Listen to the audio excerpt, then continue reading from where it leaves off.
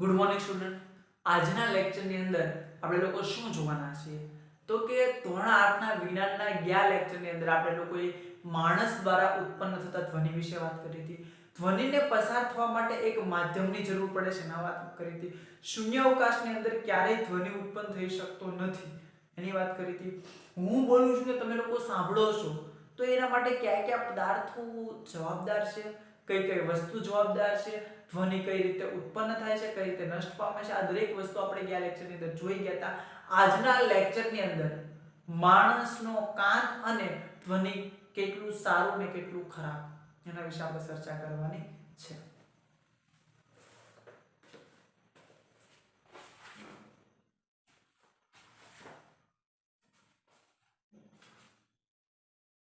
Mostly તમારા લોકોનો syllabus complete થશે, આપણે જો કે હારવાર છે એટલે વાંધો નથી।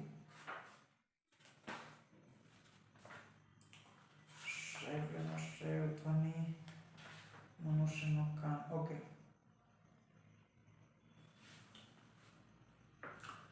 Page number 163। આપણે આપણા કાન વડે ધ્વનિ સાંભળીએ છીએ, બરાબર। એટલે આજનો જે ટોપિક છે એ ટોપિક આપણે કાન વિશે ભણવાનો છે કે કાન કોને કહેવાય, કાન કઈ રીતે કાર્ય કરે છે અને કાનની શું ખાસિયત છે। કાનના બહારના ભાગનો આકાર ગરણી જેવો હોય છે, તમે કાચની અંદર જોજો, બરાબર। કાનની જે બહારનો ભાગ છે એ ગરણી જેવો હશે, બરાબર। આમ ખુલ્લી ગયું નાળચું તો અહીંયાથી ધીરે ધીરે એક નાળચા જેવી રચના અંદર જતી હશે જેવો છે। જ્યારે ધ્વનિ તેમાં પ્રવેશે છે ત્યારે તેને કર્ણનાળ મારફતે કર્ણપટલ સુધી પહોંચે છે। આપણું જે કાન છે એ ગરણી જેવો આકાર ધરાવે છે, જ્યારે ધ્વનિ આપણા કાનની અંદર પહોંચે ત્યારે ગરણીની માફક અંદર કર્ણનાળથી કર્ણપટલ સુધી પહોંચે છે। જેની પાતળી સપાટી સુસ્ત રીતે ખેંચાયેલી હોય છે તેને કાનનો પડદો કહે છે, બરોબર। કર્ણપટલને કાનના પડદા તરીકે પણ ઓળખવામાં આવે છે, જે એક પાતળી ચામડી જેવો આકાર ધરાવતું હોય છે અને જે ત્યાં ચિપકેલું હોય છે। તે એક મહત્વપૂર્ણ કાર્ય કરે છે। કાનનો પડદો શું કાર્ય કરે છે તે સમજવા માટે ચાલો આપણે પાતળા ધાતુના ડબ્બાનું કાનના પડદાનું મોડેલ બનાવીએ, બરોબર। કાનનો પડદો કઈ રીતે કાર્ય કરે છે, કાનનો પડદો આપણા કાન માટે શું જવાબદાર છે, એને કેટલી તકલીફ મળવી જોઈએ અને કેટલી ન મળવી જોઈએ એની આપણે પ્રવૃત્તિ દ્વારા સમજીએ। એક પ્લાસ્ટિક કે ટીનનો ડબ્બો લ્યો, તેના છેડાઓ કાપી નાખો। એક રબરના ફુગ્ગાના ટુકડાને ટીનના એક છેડા પર રબર બેન્ડથી બાંધો। સૂકા કઠોળના 4 કે 5 દાણા ખેંચાયેલા રબર પર મૂકો। હવે તમારા મિત્રને ખુલ્લા છેડા તરફથી ઉર્ફે બોલવાનું કહો, બરોબર।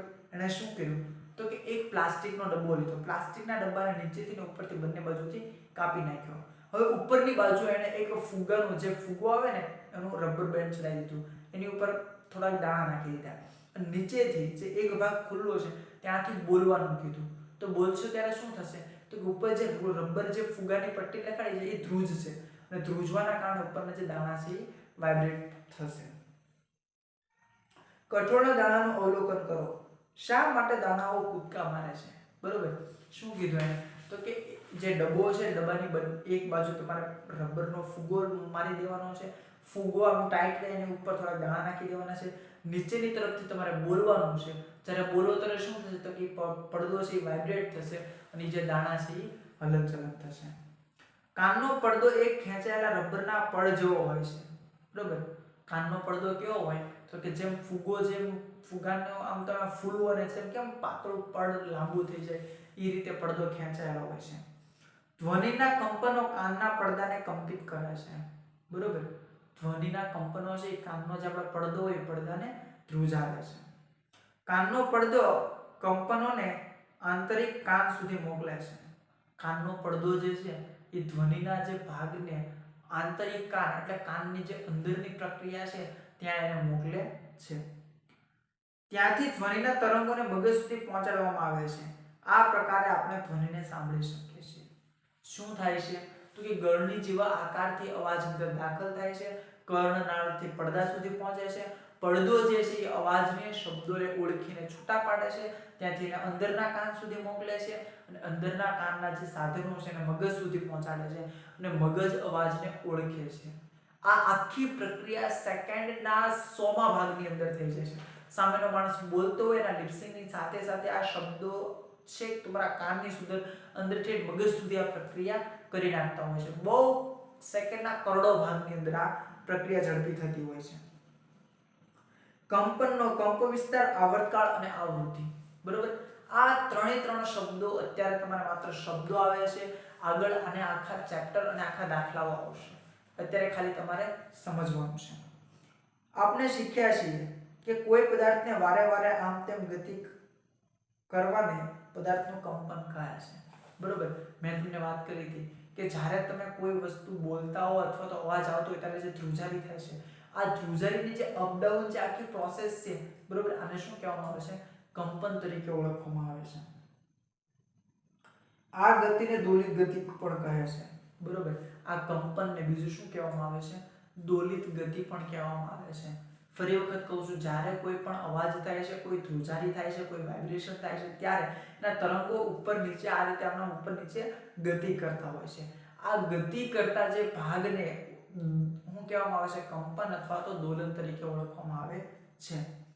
તમે તમારા અગાઉના વર્ગમાં દોલિત ગતિ અને તેના આવર્તકાળ વિશે શીખી ગયા છો. બરોબર, 6ઠા 7માની અંદર તમે આવર્તકાળ કોને કહેવાની પ્રક્રિયા જોઈ ગયા હતા. 1 સેકન્ડ દીઠ થતા દોલનની સંખ્યાને દોલનની આવૃત્તિ કહે છે. 1 સેકન્ડની અંદર ટક કરતું થાય દોલનો કેટલી વખત થાય છે. બરોબર, આ દોલનોની જે પ્રક્રિયા છે અથવા તો એની જે ઝડપ છે એને શું કહેવામાં આવે છે?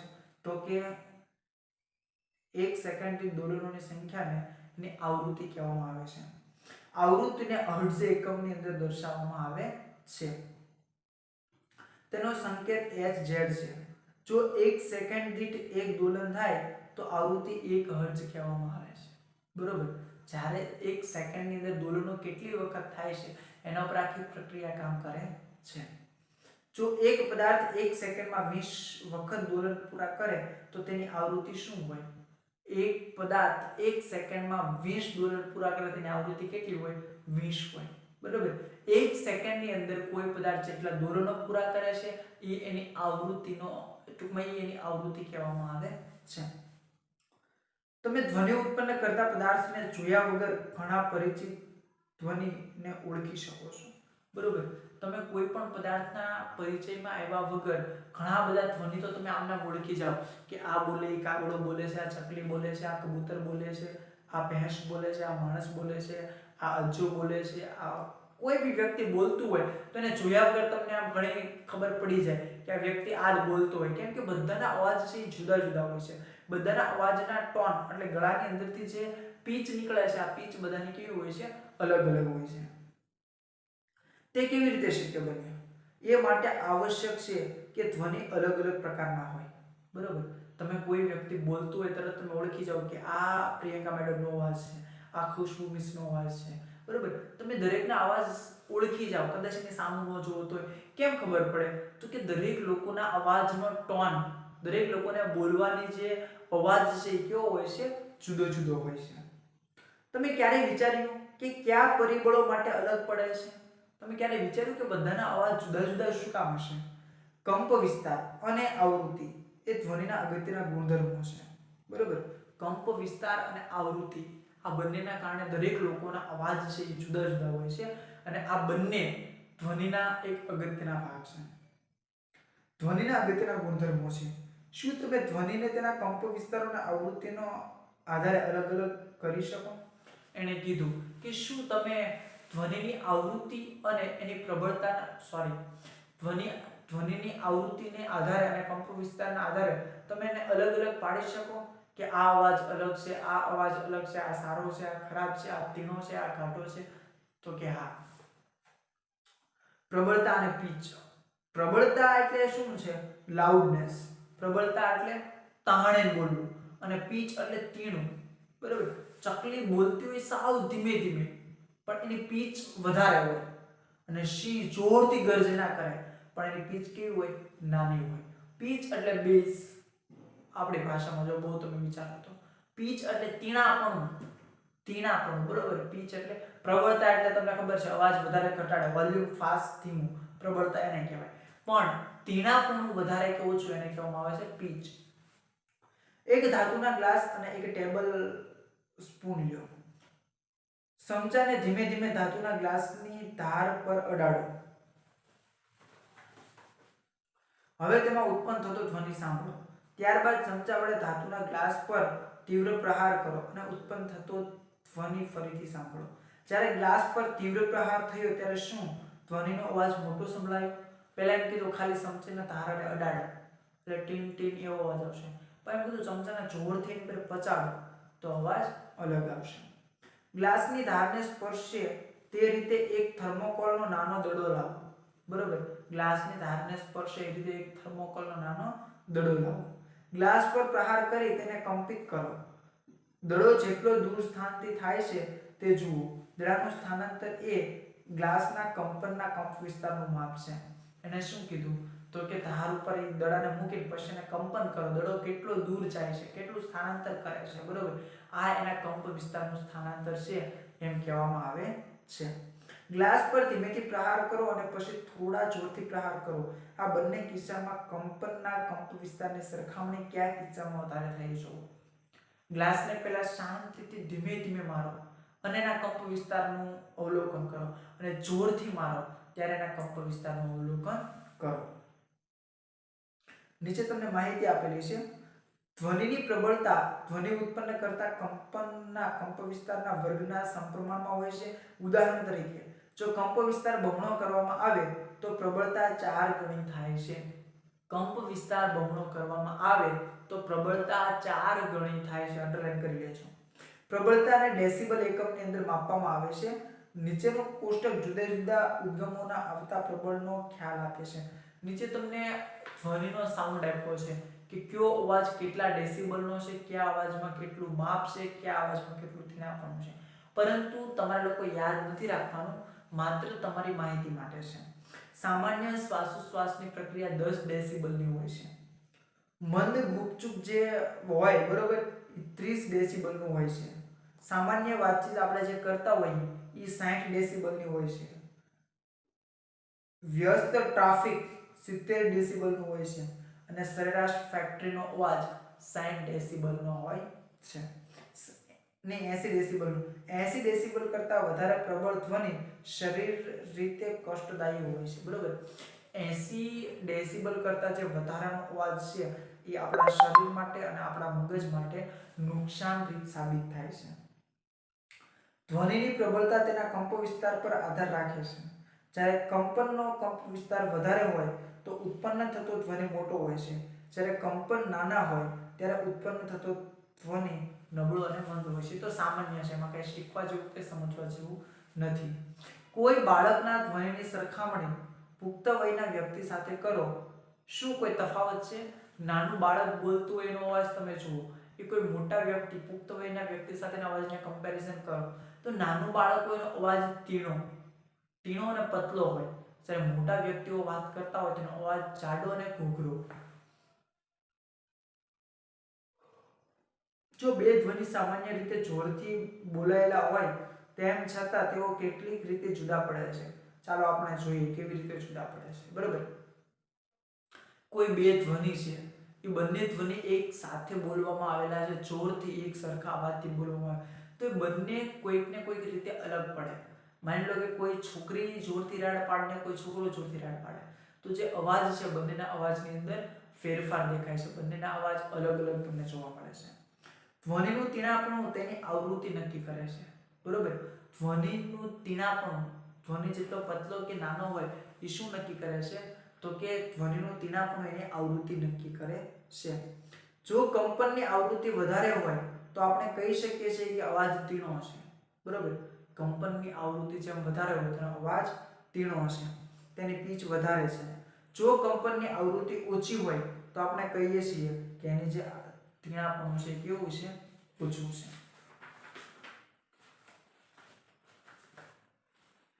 ધ્વનિનો પીચ ઓછો છે.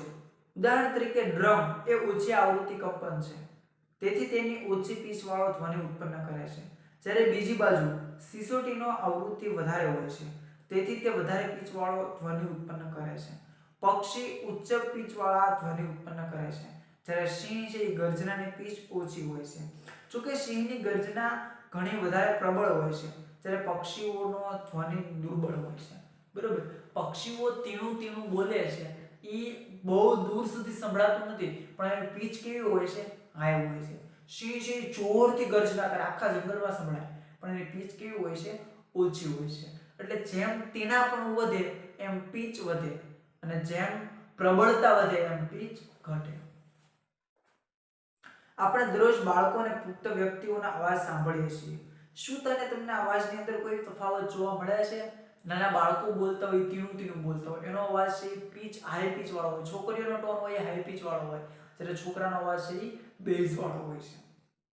શું તમે કહી શકો કે બાળકના ધ્વનિની આવૃત્તિ એ પુખ્ત વયના વ્યક્તિની ધ્વનિની આવૃત્તિ કરતાં ઓછી હશે કે વધારે હશે? વધારે હશે, કેમ કે એમનો જે અવાજ છે એ અવાજ કેવો હોય છે, બેઝ વાળો હોય છે, પીચ લાઉડનેસ વાળો હોય છે.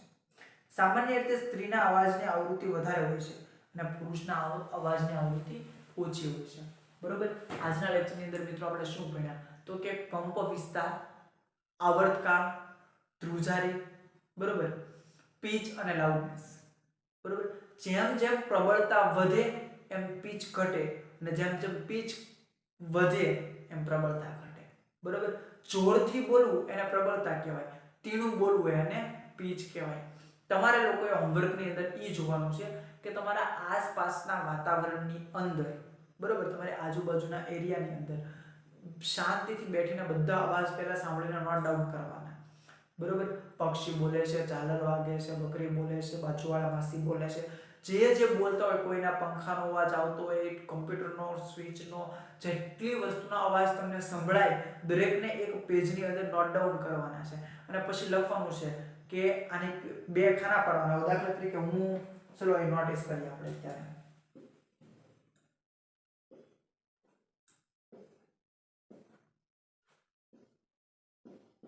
અવાજ, પીચ, પ્રબળતા. તમરા બોલે છે, તમરા બોલે તો એની પીચ વધારે હોય. કૂતરા ભસે છે તો કૂતરો તો એની પ્રબળતા વધારે હોય. કોઈકના બાઇકનો હોર્ન વાગ્યો, હોર્ન તો એની પીચ વધારે હોય.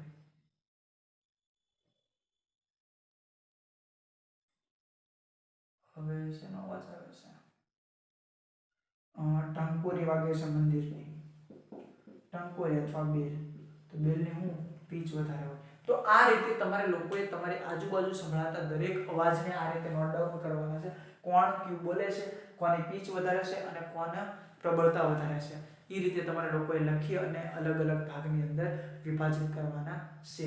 આજના લેક્ચરની અંદર એટલું રાખીએ છીએ. આવતા લેક્ચરની અંદર તમને વિસ્તૃત રીતે ધ્વનિ, સંગીત અને નોઇઝ આ વસ્તુની તમને સમજૂતી આપશે.